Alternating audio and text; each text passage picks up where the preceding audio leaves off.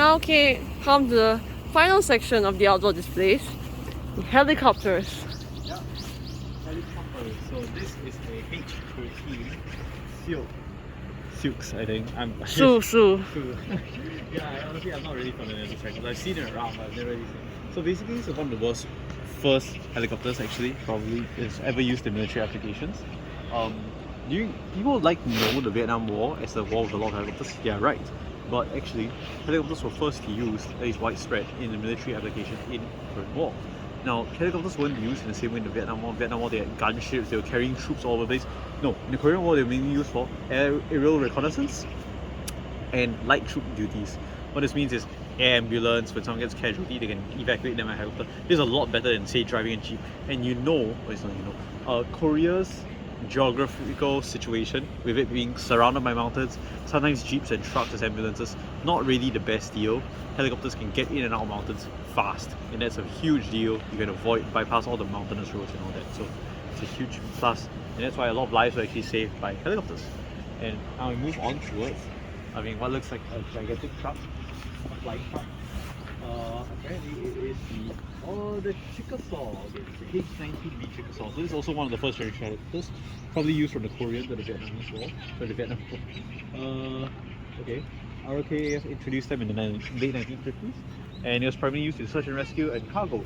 This door on the front opens up, so it opens a big clamshell door, and actually, yeah, used in ammunition transport and illumination support for the North Korean commando surprise attack. So apparently, yeah, when the knocks came, it's used as support and stuff.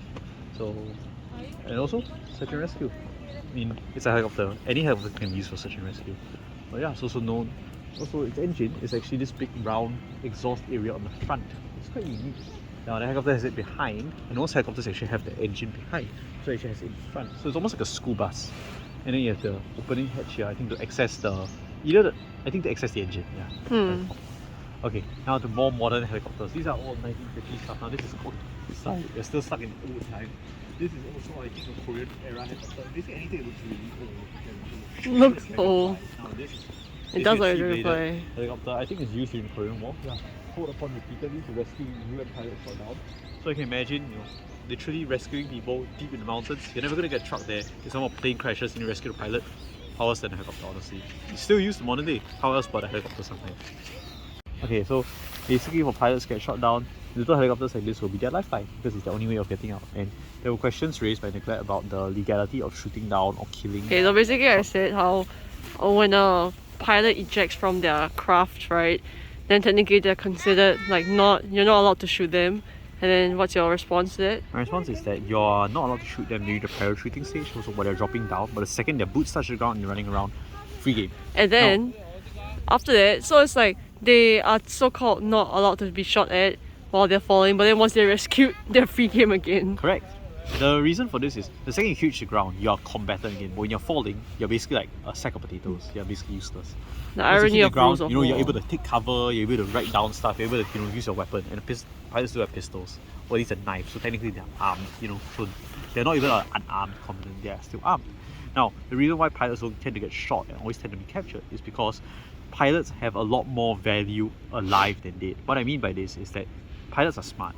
Not smart, but pilots have a lot of information. They know the flight routes, they know flight call signs, they know other planes in the area, they know their own airbase, at least how many planes there are, what planes there are, they know how many missions are flown a day. Like things like this, even if they're not involved in it, it's always briefings for pilots. And at the very least, they know what equipment they have at the airbase. They have this plane, that plane. Things like this, the enemy doesn't know. But if you capture a pilot, now you have the information. And also, you know all the radio call signs and stuff. If you're able to interrogate them and get it out, that's why there's a lot of resistance to interrogation. And by right, you're not supposed to be tortured, but so far, so-called by right by there. Come on. As in, essentially by right, it's the Geneva Convention, but it's up to any country to actually follow it throughout. Like many countries which ratify the Geneva Convention end up not following it. It means war. Think about it. If you follow these rules and the enemy does not follow these rules, then you lose. But of course, it's up to the mature individuals involved if they're willing to uphold their integrity. Hopefully people are willing to, because war's never nice. The whole point of all the display here is to remember war is about loss. It's cool to look at the weapons of war, but very rarely is it cool to actually embrace the horrors of it. So what we have here is a UH-1H. It's called Iroquois, but otherwise known as the Huey helicopter. It's used by many countries all over the world. You know, Norway, Singapore, Thailand, I'm pretty sure, Vietnam. It's most well known in Vietnam, of course. This is the definitive Vietnam War helicopter.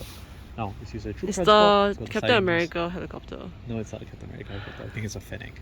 Anyways, it's got landing skills just like the Captain America helicopter where he flexes his muscles and everyone goes, ooh. Okay, so anyways, it's one of the later generations. I was kind of see where the modern helicopter look comes from. It's kind of like this, you know, 2 pilots for safety instead of just 1 like the older helicopters. And also the back seat area for like about 12 troops. I'm not really sure. The Gladiator on the front. 8 passengers, and yeah, I guess that's the division emblem on the front. This belongs to the, of course, the ROKAF, probably used by its airborne troops to move troops around. Maybe used in the Vietnam War, which they did have involved with. Now, poster the child. poster child of the helicopter blade is even mounted on the tallest pedestal, so you know they want everyone to look at it, and of course, it's what the kids would love to see. AH-1. In this case, the Cobra attack helicopter. Now, I thought it was a test actually, but essentially, long story short, the H1 Cobra is a development of the UH-1 helicopter. Now, you notice the 1 in both names, H1. Basically, U stands for utility, A stands for attack, and that's exactly what this does. Mounting a 20mm M197 Falcon 20mm chain gun, as well as, well, not actually armed right now, but able to be armed with up to 16 TOW anti-tank attack missile, anti-tank guided missiles. Although usually the configuration is about 8 TOW, tube launch optically guided wire. Sorry, damn it, I forgot it. But tube launch optically guided wire guided, I think, or something like that. Anti-tank guided missile ATGMs. They're able to defeat main battle tanks. So like those tanks that you saw earlier, each of these missiles, they fire out of a tube and they're guided with using a scope out to about 3.75 kilometers. So, and also mounting 2 pods, get mount also 2 pods of FFAR or Hydra 70 2.75 inch rockets. So the same rockets as on the F-86 Dog or the S2 Tracker down there. You can mount the rocket pods on this and provide fire support missions for ground troops, usually for infantry support. Yes. Okay, so actually it's there. I didn't even notice, but yeah, you have the pods, the same type of pod as on S2 Tracker. Port? Which one? No, the rocket pods. You see, so these the 4 big holes, those are for the TOW anti-tank guided missiles, TOW anti-tank guided missiles. And on the side of it, the little like honeycomb brown one, that's a rocket pod designed to fire unguided rockets. Yeah, like that. And then on the front, we have that which is the 20mm wrong one. M197 Falcon minigun. Well, not minigun, chain gun, because miniguns are 7.6. Yes, but anyway, he was talking about this. Yes, this Cobra attack. Yep, it's Cobra attack helicopter. So basically, it's not actually really armored. Not people know the Apache is like armored, or the Mi-28 Havoc is armored. It's not really armored. This thing is basically designed to be fast, quick, launch all your rockets and protect. The main role of this gunship attack helicopter is meant to protect the UH-1 Huey over there actually. So as the troops come in, they're gonna be vulnerable. They're like flying school buses. You think about it. So anyone with machine gun can just shoot back. You know, so you shoot need them down. big brother. Honestly, big brothers to support them. So these helicopters will come in first, bombard the whole area, and then anyone who shoots at the attack at the troop helicopters coming in will immediately get targeted by this helicopter. And in fact, you can look at the front. Now the special thing about what they call swivel mounted guns like that with the sight in the front left over there, yes, correct, are that they actually follow the gunner's helmet. So the gunner's in the front seat, the pilot's in the rear seat. So the gunner has a special helmet called iHats. I think integrated helmet assisted something device. Basically tracking device. Yes. Well, there's no T, but iHats anyways. So you have a special like monocle where you look, the gun will actually follow. I'm not sure if the older versions of the Cobra has it, but I know the older versions they use a swivel mount, but modern helicopters like say the Apache would have things like that. So you look, the gun will aim, and even fine tuning you have a joystick. So obviously you can look, you don't get fine aiming, or you kind of get where it is and just line it up and fire. It's of course fully automatic 20mm fire to screw up any lightly armored unit stay. So this is also another UH-1. This is the Bravo version because it's slightly smaller than the H version over there. The door looks like just one big window or something. So this is slightly smaller. I mean, essentially the same chassis. You can kind of see the familiarity. See the rear engine, you know, rear engine's on top, twin bladed. That thing's also twin bladed, and the engine's there. I know this is a twin engine, fair enough, but I digress. Okay, so we have here Nicholette 3. Yeah, Nicholette 3 The helicopter is designed actually in Europe. It's used by actually Singapore as well. It's probably used for light rolls. I think it's something to do with some 1983. Maybe it's involved in a sinking or something. But yeah, apparently it's developed in the 1970s. So this is around the first era helicopters. Helicopters are quite a late development in aviation, honestly. And yeah, apparently it was just retired in 2019. That's really, really recent for something that honestly looks this crap. But I guess in essence, search and rescue, you know, a helicopter's better than no helicopter, so can't say it's bad. It's got two pilots as you can see, and then the back compartment for the two others. Yeah, it's pretty slow, but it gets what a helicopter needs done, and it looks like it's a front nose mounted radar.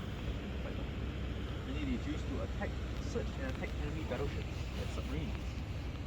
And it's also used in crop spraying, which is quite a different role from the original one.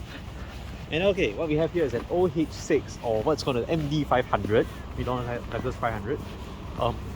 Huey. H stands for Huey. No, it's a okay. Here it's called Defender. I guess the modern version is called Defender, but in essence, it's what it used to call, what the Americans used to call OH6 Little Bird. Because it's cute, it's a little bird. It is though. So essentially, it was developed since it was used in the Vietnam War, and then probably passed on to the ROKAF, and then heavily modified. So it's a Hughes lightweight helicopter. About 450 were adopted by the Korean Army. Apparently, some of them got captured by North Korea. I'm not very sure. Maybe one. For some reason, I don't know how they got. I was right, it was a modification of the Huey's 500. The Hughes. Hughes. Yeah, Hughes 500. Yeah, so honestly quite incredible. They're decommissioned and apparently being remodeled. So the roles that they used to fulfill with this are going to be replaced by UAVs. But honestly, I thought that a helicopter like this would be quite useful in any military. Like, you know, light observation, you have two pilots, an observer, and then rear seats, I guess two more. But I guess truth be told, maybe its only real role in the modern day will be just be special operations. Which, I mean, given that South Korea has a lot of special operations, have probably platforms, maybe not really necessary. Also, if you take this way, you notice something very unique that wasn't actually planned to be covered by the Zoom in. You can't zoom in. museum machine. It's a camouflage. It's a very dangerous Mach 1B cat in its camouflage position, doing grooming work. So, as you can tell, yeah, quite interesting, I guess. City cat. Okay, that basically concludes our helicopter section of the ROK Memorial Museum to the Korean War. And I mean, it's not just Korean War, it's also, I guess, Vietnam War and all of the ROK's military's involvement. And yeah, honestly, you can get a really nice view from up here to the whole place. Honestly, I think we've just concluded the entire exhibit.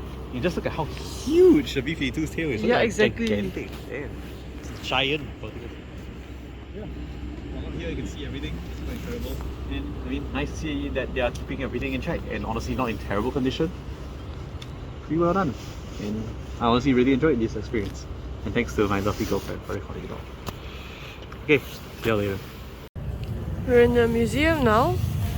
Just gonna walk around. I'm probably not gonna film too much because I don't have much space left, so yeah, just enjoy. My core memory is that we bought a tiny pizza for 9,001, which is like 10 Sing. Which you guys will never know. 950, and it was pathetically small. Well, there's a plane in the museum. Beyond actually. Small. It was honestly like. There's two planes in the one museum. bite. Wow. Oh, interesting. Yeah. Okay. There's. Okay. This is more of my interest in this movie.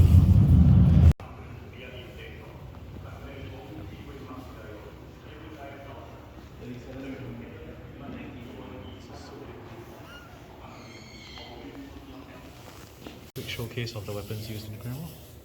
It's actually facing each other. Yeah. The blue side, South Korean side, North Korean side. How did they lock it? Of course, they have to condemn it. It's locked. It's locked. You can try it at least. More. I can't. I'm sure. I want to twist it. We put it on twist. Oh. Also the side is sideways for some reason. Don't know why, but yeah. It's a machine gun. Heavy machine gun.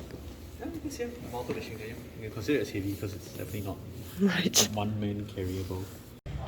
Literally in the entirety of in the entirety of South Korea, they had just the only anti-tank weapons apart from like bazookas they had, if they even had bazookas, was 105mm howitzer. So not even an anti-tank gun. This is a howitzer, artillery howitzer with heat shells.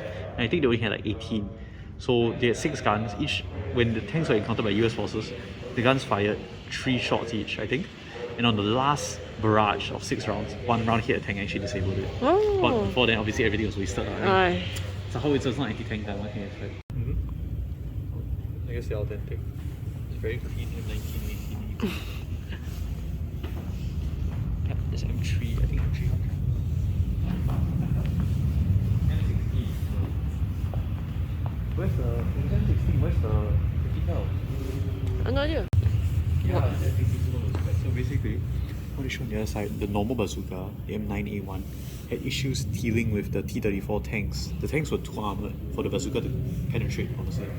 So the US developed a new weapon.